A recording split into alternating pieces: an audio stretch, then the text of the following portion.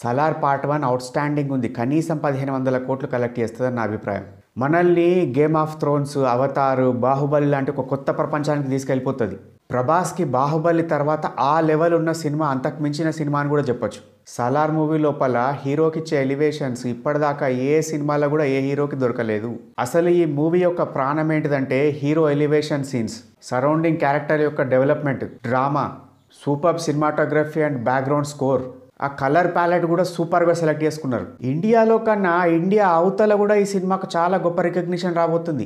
Marvel, Disney సినిమాలకు కూడా టక్కర్ కొట్టే అటువంటి అవకాశం ఉంది. ఈ సినిమా చూసినాక బాలీవుడ్ వాళ్ళు బర్ణాలు రాసుకుంటూ తిరగాల్సిందేగా. నా ఒపీనియన్ ఏంటిదంటే ఒక నెల రోజుల దాకా వేరే కొత్త సినిమాలను రిలీజ్ చేయకుండా కొంచెం పోస్ట్ పోన్ చేసుకుంటే మంచిది. ఈ సినిమా చూసిన తర్వాత ఏ సినిమాలు కూడా ప్రజలకు సరిగా ఎక్కవు. ప్రొడ్యూసర్లు అనవసరంగా డబ్బులు నష్టపోతారు. అసలు ఇండియన్ సినిమా కలెక్షన్స్ లోపల ఈ మూవీ ఒక బెంచ్ మార్క్ సెట్ చేయబోతుంది. ఇది నా ఒపీనియన్ సలార్ గురించి.